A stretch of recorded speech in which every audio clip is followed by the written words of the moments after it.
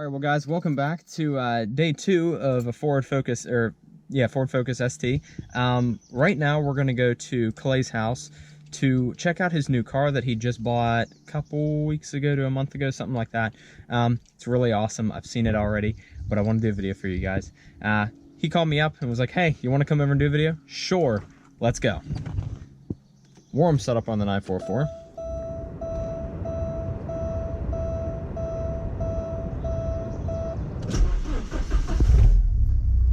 Let's go.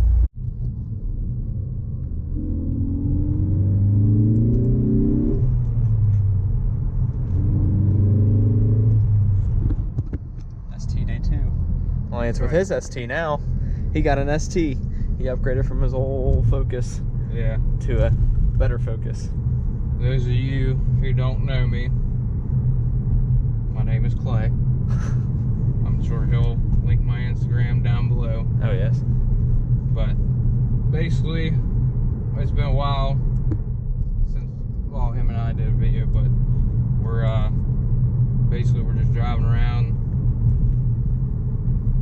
We'll show you the outside, obviously. I mean, we're not gonna leave you hanging like that. But yeah, it's a 2017 Focus ST, completely bone stock. Previous owner didn't really do much to it. Yeah, I mean, honestly, this is my first manual car that I've owned. So And driven. So don't be criticizing my shifts or whatnot. You know, I've only had the car for a month and a half, and I've only driven a manual for a month and a half. So I mean, honestly, I'm not too bad at it, but You're pretty decent. as time goes on, you know, you get a little bit better and kind of learn what to do and what not to do. But yeah, we're gonna do some driving for a little bit, and then might let him drive it if he's lucky, because he's never driven a stock ST. Too bad we can't play music. Yeah. Because you YouTube people. Copyright. I agree. It sounds really good stock. Yeah, it's because of that. I mean, the stock exhaust, once you get on it, it's not bad, but the noise you're hearing is because of that stupid active sound composer. So it allows more sound to come into the cabin when you're at higher RPMs. Really? Yeah. That's interesting. I'm the second owner of this car, and it's only got, well, it's got 24,000 on it now. When I bought it, it had 23,000. So, I mean, it was that might have been a little too high on that one, but it is A-okay. Be okay. As of you people probably know, you've probably seen the video before, when I got my last Focus, it was just your run-of-the-mill Focus, nothing special about it.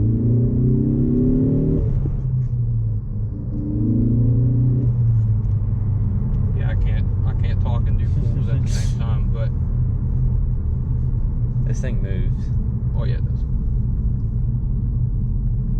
Don't worry, I'm doing the speed limit. No problems there. Yep. But anywho, yeah, if you guys saw previous video that I was in, I just had a regular run-of-the-mill Focus like that one. Yeah, I was gonna say like that one right there. That Yeah. red one only was like a baby or teal blue. Yeah, well, the color of it is a very interesting color. Oh, live action here, Dave. Oh people. boy.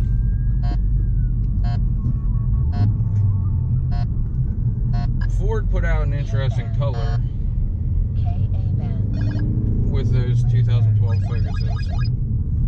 It was like, in some lights it would look like kind of bluish gray, some lights it would look green. called it frosted glass. Don't know why, but that's what they called it. Even though frosted glass is probably none of those colors. What are these people doing? It was a 2012. It had like 150,000 miles on it when I sold it, and it was that first year for the dual clutch that Ford put in those, and there was a lot of recalls on it. Mine kept on slipping all the time. The clutch started slipping, and I originally wanted an RS, but I ended up you know, looking into STs, and then I found this one up at Straub, and I got that one. Well, I went to go look at it one night, and they didn't even have it on the lot yet. So I found the place that they had it at, because they just finished doing the maintenance on it. So I went down there, and I had a buddy of mine test drive it, because obviously I couldn't test drive it because I couldn't drive a manual at the time. But he test drove it. It drove great, felt great, and about 2 days later I signed the paperwork for it and all that, and that's where we are now. He taught me how to drive a manual, and I literally learned in like maybe 40 minutes tops. And he was teaching me up at the Highlands behind the theater. Oh, yeah. Yeah. So he was teaching me up there, and we after about 40 minutes, you know, he asked me, he's like, oh, you know, you think you can drive me down to my house in Elm Grove? So I was like, yeah, sure, no problem.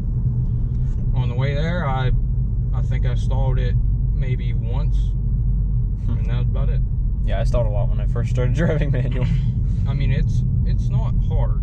A lot of people think it's really hard, but if an idiot like me, who has never drove a manual before and had no idea how to drive a manual before, can drive one fluently every day and learn within 30 minutes, you know, I'm pretty sure any one of you guys could do it out there. I mean, I thought it was going to be super hard, but it's actually pretty easy. So that was my dad's start. I stalled it like 50 times the first day I tried it, and then I stalled it a bunch too. And I just started practicing hill starts on my driveway, because I have a really steep driveway, and I started driving it around the road that I live on, and got used to it. And then I started taking it to work every day, and then I just started driving it every day like it was my car, even though it wasn't, and everyone thought it was. But I ended up getting really used to it, and then I was able to drive my car, and then I drove a Challenger RT with a manual, and then I drove the ST yesterday with a manual, and then I also drove a Boxster. I test drove that when I was looking for my car. It also had a manual. Now, all manuals are different. There is no manuals are the same. No. Like yesterday in the video, you might have seen, if you haven't seen it, go see it. But if you might have seen yesterday, he has a short throw, like a really short throw shifter. Mine is way longer. I didn't even know it was in gear when I shifted, and then I kind of stuttered a little bit because I wasn't even sure if it was in gear or not.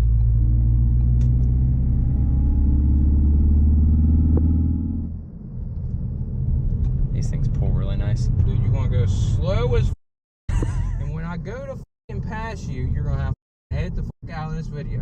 When I go to f***ing pass you, you want to sit there and speed up. Yeah. Really? F***ing dicks. The Focus ST feels a lot like the Dart, only way better in every way. It has a lot more power, the steering is sharper, the handling, it doesn't have as much body roll.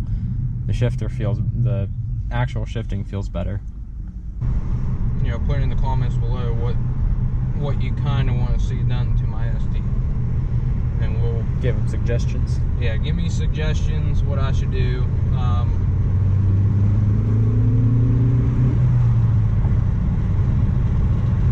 I got some ideas of what I want to do.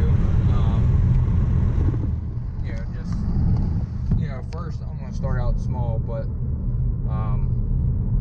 Yeah, I mean, a lot of people might ask me, you know, Clay, are you gonna...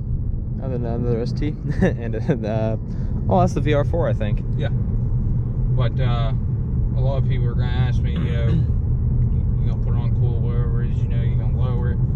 For one, I've never owned a lower car, so I don't want to scrape things that don't want to be scraped. For two, I've rode in a lot of cars that have coilovers and lowered suspensions. I personally don't like the feel of them. This car, it sits kind of low from, you know, the factory, and it's got stiffened suspension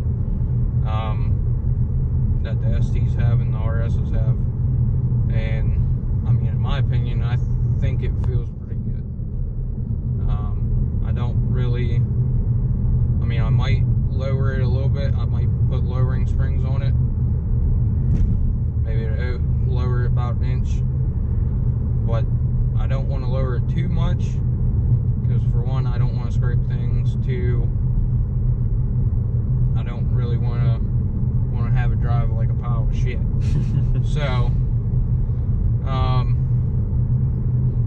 mean, the first things I'm probably going to do is probably put some mud flaps on it. It needs some mud flaps badly. It's actually wearing away some of my clear coat on my front fenders because of all the dirt and debris coming up and all that. My whole paint's coming off of my front fenders, but I don't really want to do the whole mud flap look on my car. We don't want to talk about your car. You gotta wash that thing. No, I know. You need to learn to wash it religiously. Like, honestly, I'll be honest with you guys. Like, my last Focus, I didn't really care a lot about washing it. This car, I do care about washing it. On a good week, I'll probably wash it like twice a week. Jeez. I wash mine like once every few months. I gotta step up my game now. Alright, so told you guys we'd do a walk around of it. It's 2017 Focus ST, like I said. I'm the second owner of it. The previous owner really never did any modifications to it. I mean, it's a bone stock. I mean, nothing done to it. It's got the 2-liter turbocharged 4-cylinder. Makes about 252 horsepower stock, which, I mean, it being 3 years old, I doubt the horsepower would depreciate. No. So that's probably the exact same. As you guys seen in the previous clips, or if he links this clip first, I don't know. Whatever the editor is gonna do. I'm gonna do it in order. So timely order. If you see the inside clips of it when we're doing drives and whatnot, drives great, pulls hard. I mean, for stock, it pulls pretty hard. No, it's not Alex Nolan's ST, which we'll link his Instagram. Yes. Somewhere in this region, along with mine. Right there. Yeah, and down this region. Now, or put comments in the description. Comments in the description. Not in the description, but comments in the comment section.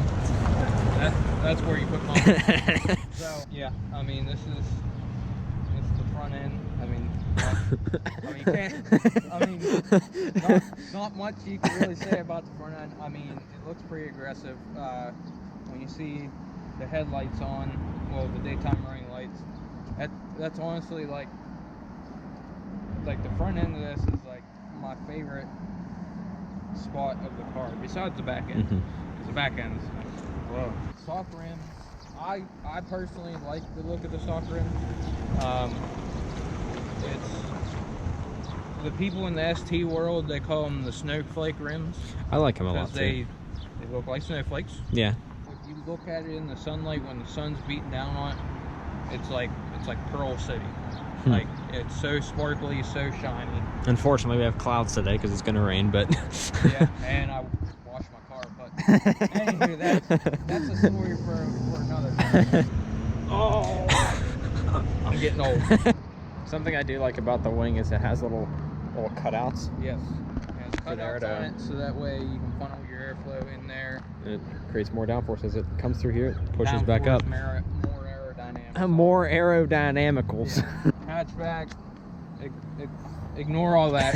When you get into it, the cool thing about the ST is the RSs have this too. You have your ST door sill plate. Obviously, my voice cracked there. Obviously on the RSs, so I'm just gonna say RS, so you use your knowledge. But yeah, 6-speed manual. I love the seats. The seats hold you in very well. If you guys actually didn't know this, these ST seats in the ST1, even though they just say ST, they're actually still made by Recaro. Yeah, I didn't know that until they told me about that. Yeah, they're still made by Recaro. They're the same design as the Recaro seats that you get in this. And they do hold you very well too. Yes. I forgot about something that was really cool. Cool feature there. Yeah, these are actually flaps in here. Active grill shutters. Yeah, they're active grill shutters, and they flip open and close. I'm assuming they close. We don't actually know, but I'm assuming they close for like highway driving to make it more aerodynamic. That way you're not just sucking in a bunch of air through there. It's going around the car instead. But yeah, those are really cool. And I'm a big fan of active stuff on cars, like any car with like an active wing or anything I love. So that's super cool to me.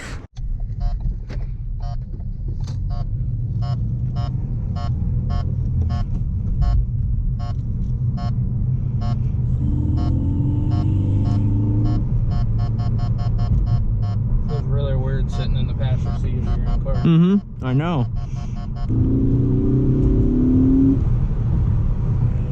Feel different? Oh yeah.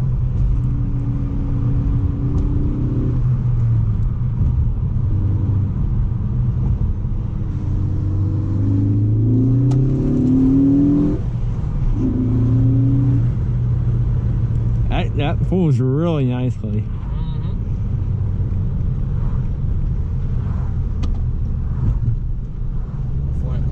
All flopping around. So I see how my health start is. Just keep around the 1500 RPM range. You'll be A-okay. And no pressure. Don't stall it because there's a dude up on your asshole. That wasn't bad. Yeah, it wasn't bad. Half reverse.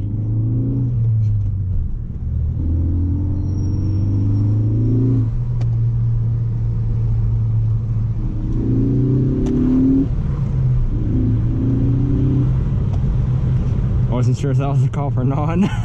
A bot car. Yeah, you're solid. Feels really good. Oh, yeah.